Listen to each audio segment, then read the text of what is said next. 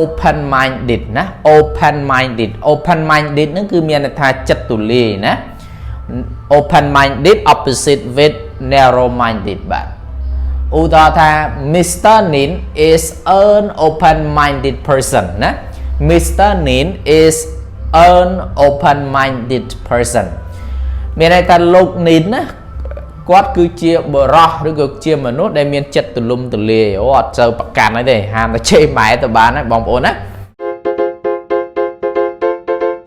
អូខេសួស្តីបងប្អូនប្រិមិត្តរៀននៅភាសាអង់គ្លេសបាទក្នុងថ្ងៃនេះខ្ញុំយក clear សំខាន់ដែលបងប្អូនត្រូវចងចាំហើយជា clear មួយដែលប្រើញឹកញាប់ប្រចាំថ្ងៃមែនតើដោយពាក្យ hot tempered ប្រែថាក្តៅចិត្តអីចឹងណាបងប្អូនបាទ tempered នេះយើងប្រែថាប្រភេទដោយលក្ខណៈអាកាសធាតុអីចឹងណា hot ហ្នឹងក្តៅមិនមែនអាកាសធាតុក្តៅខ្ញុំប្រែតែចិត្តយើងវាក្តៅណាជាង hot tempered បាទតោះបងប្អូនមករៀនតែម្ដងបាទនេះបងប្អូនឃើញរូបនេះហើយបងប្អូនថាឃើញរូបហ្នឹងមិនមែនសប្បាយចិត្តប្រហែលណាបងប្អូនបាទអញ្ចឹងគឺពាក្យក្តៅចិត្តហ្នឹងគឺ hot tempered ដូចខ្ញុំបញ្ជាក់ខាងដើមហ្នឹង hot tempered ក្តៅចិត្ត Today I feel hot tempered because there's a bad thing occurred to my life ណាបាទអញ្ចឹងក្តៅចិត្តហ្នឹងអង់គ្លេសថា hot tempered បាទអញ្ចឹងពាក្យទី1គឺពាក្យ anxious ណាបងប្អូនបាទ anxious ហ្នឹងគឺយើងប្រែថាអន្ទះសារណាបងប្អូន anxious អន្ទះសារបាទអញ្ចឹងឧទាហរណ៍ថា he seemed anxious about the meeting ណា he seemed anxious about the meeting គាត់នឹងមើលទៅតំណងជាអន្ទះសាររឿងប្រជុំនឹងដល់ហើយបាទ he seemed anxious about the meeting គាត់មើលទៅតំណងដូចជាអន្ទះសារដល់ហើយរឿងប្រជុំនេះគេប្រជុំម៉ោង3ម៉ោង4ហើយឯងមកតាំងម៉ោង1អន្ទះសារណាអញ្ចឹងពាក្យ anxious ប្រែថាអន្ទះសារ seem នឹងតំណងជាហាក់បីដូចជា about the meeting អំពីការប្រជុំឬក៏រឿងប្រជុំហ្នឹងបាទ he seemed anxious about the meeting បាទមួយទៀតគឺយើងអានថា narrowly ណា narrowly ហ្នឹងគឺប្រែថាប្រផិតប្រផើយណាបងប្អូនថ្នាក់ពាក្យរបស់វាជា adverb បងប្អូន narrowly ប្រែថាយ៉ាងប្រផិតប្រផើយឬក៏ប្រផិតប្រផើយណាបងប្អូនឧទាហរណ៍ថា she narrowly escaped injury ណា she narrowly escaped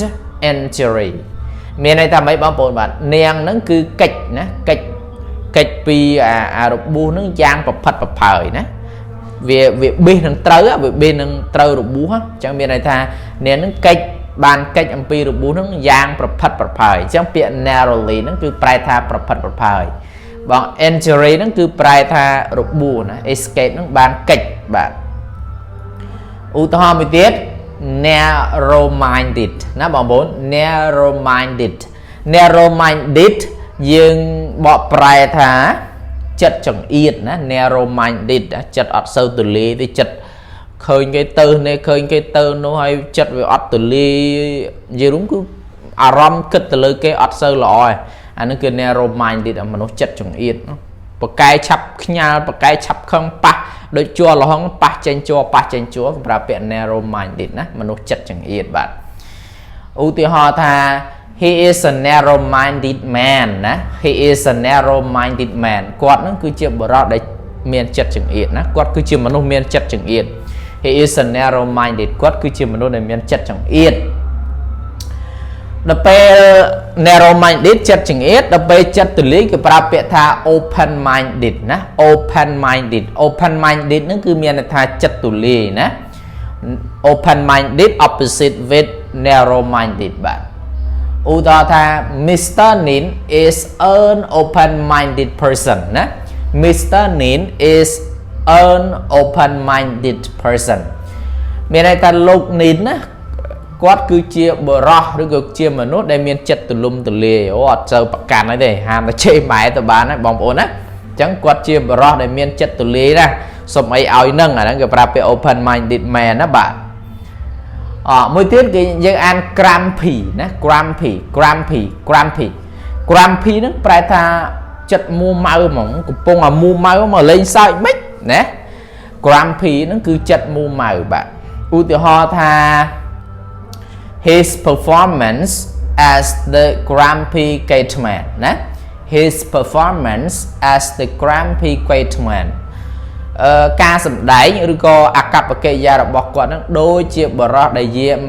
Gateman បរិសុទ្ធដែលយាមទ្វារបាទឬក៏អង្គរៈណាឬក៏យាមអ្នកយាមទ្វារ7ដែលមានចិត្តមូម៉ៅមកអកប្បកិរិយារបស់គាត់សួរអត់បានសួរខ្ញាំងមកវិញមកសួរញ៉ាំង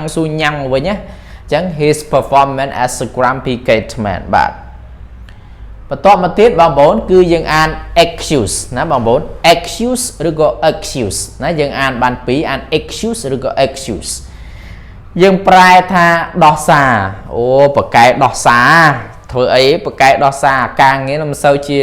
បានជាដុំកពួនប្រហែលប៉ុន្តែប្រកែដោះសារហ្មងអញ្ចឹងគេប្រើពាក្យ excuse ឬក៏ excuse បាទ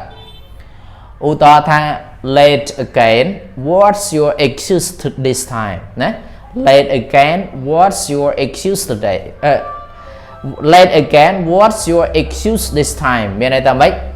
យឺតទៀតហើយណា what's your excuse this time មានន័យថាអ្វីទៅជាលេសរបស់អ្នកនៅពេលនេះណាមកអាមុនប្រាប់ថារវល់ជូនមិត្តភក្តិទៅរៀនឬក៏រវល់ធ្វើនេះឥឡូវវា late រាល់ថ្ងៃវា excuse រាល់ថ្ងៃម្ដងចេះម្ដងចុះណាអញ្ចឹងពេល excuse យើងប្រែថាដោះសារឬក៏លេសណាមើលបានលេសឯទៀតចាំមើល late again យឺតទៀតហើយចាំមើលបានលេសស្អីម្ដងនេះបាទមួយទៀតគឺពាក្យ lose face lose ហ្នឹងប្រែថាបាត់ណាបងប្អូនបាត់ហើយ face ហ្នឹងគឺមុខអញ្ចឹងយើងអត់មានបកប្រែថា lose face បកប្រែថាបាត់មុខទេយើងប្រែថាបាក់មុខបាទប្រែថាបាក់មុខហ្នឹងមិនមែនមុខមកបាក់ទេគឺមានតែយើងខ្មាស់គេបងប្អូនអៀនគេធ្វើរឿងអីមួយធ្វើយើងបាក់មុខហើយយើងខ្មាស់គេប្រើពាក្យ lose face បាទឧទាហរណ៍ថា Tory lost face when his assistant was promoted and became his boss ណា Tory lost face when his assistant was promoted and became his boss ណាលោក Tory ហ្នឹងគឺបាក់មុខមែនតើណា lost face បាក់មុខមែនតើនៅពេលដែលជំនួយការរបស់គាត់ហ្នឹងគឺត្រូវបានគេតម្លើងវាថា was promoted ត្រូវបានគេតម្លើង and became his boss ហើយក៏ខ្លាយទៅជាមេរបស់គាត់អញ្ចឹងលោក Tory គាត់បាក់មុខណាធ្លាប់តែប្រអាប់គេទៅអានឹងវាអត់ធ្វើការងារអត់កើតចេះមួយចុះពីរចុងក្រោយគេតម្លើងទៅជាមេរបស់នឹងម្ដងបាទអូខេមួយទៀតគឺពាក្យ study hard បងប្អូនឃើញទេ study hard គឺមានន័យថាចិត្តធ្ងន់ណាមិនងាយគេនិយាយមិនងាយកំរើកអារឿងខឹងរឿងក្រោធហ្នឹងមិនងាយទេណាគេអាន study hard គឺចិត្តធ្ងន់បាទឧទាហរណ៍ថា my boss is a study hard man ណា my boss is a study hard man មេរបស់ខ្ញុំឬក៏ចៅហ្វាយរបស់ខ្ញុំគឺជាមនុស្សដែលមានចិត្តធ្ងន់ណាមិនងាយខឹងកូនចៅមិនងាយស្ដីឲ្យទេលើកលែងតែកិច្ចការងារហ្នឹងវាប៉ះពាល់ដល់ស្ថាប័នធ្ងន់ធ្វើឲ្យដំណើរការចរន្តដំណើរការនៃការងារហ្នឹងវាជាប់គាំងខ្លាំងហើយគាត់ស្ដីឲ្យ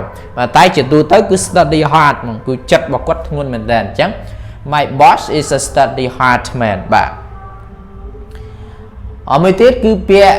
credulous ណាយើងអាន credulous ហ្នឹងគឺមានន័យថាចិត្តស្រាលណា study hard ប្រែចិត្តធ្ងន់ដល់ពេលពាក្យ credulous ប្រែថាចិត្តស្រាលណាបងប្អូនបាទឧទាហរណ៍ថា don't be a credulous boy ណា don't be a credulous boy ណាកុំធ្វើជាក្មេងដែលមានចិត្តស្រាលណាកុំប៉ះអីឆាវគេពញាស់បន្តិចក៏ទប់អារម្មណ៍មិនបានខឹងច្រឡោតតោតងណាអានឹងគឺ don't be a credulous boy ណាកុំធ្វើជាបរិសុទ្ធដែលចិត្តស្រាលណាបាទមួយទៀតគឺពាក្យ wrinkle ណា wrinkle face ណា wrinkle face មុខជ្រួញណាបាទយើងអាន wrinkle face មុខជ្រួញបាទឧទាហរណ៍ថា she is just 18 years old but looks a wrinkle face ណា she is just 18 years old but looks wrinkle face នាងនឹងទៅអាយុ18ទេនេះ she is just 18 years old ណានាងទៅអាយុ18ប៉ុន្តែមើលទៅមុខម៉ែជ្រួញអញ្ចឹងពាក្យ wrinkle face ប្រែថាមុខជ្រួញណាបងប្អូនបាទអាយុទៅ18ទៅមើលទៅដូចអាយុ30ជាងដូចអាយុ40ជាង បាទអានឹងខ្ញុំអត់មានប្រអាប់ទៅលើអ្នកណាគាត់ថា clear វាពាក់ព័ន្ធអញ្ចឹងណានាងទៅអាយុ18តែមើលទៅដូចអាយុដូចវាមុខជ្រួញពេកបងប្អូនបាទអូខេ clear ពាក់ព័ន្ធនៅក្នុងភាសាអង់គ្លេសហ្នឹងមានប្រមាណប៉ុណ្ណឹងហើយសង្ឃឹមថាបានជាប្រយោជន៍សម្រាប់បងប្អូនអ្នករៀននៅភាសាអង់គ្លេសបាទបាយបាយជួបគ្នានៅវីដេអូក្រោយទៀតបាយ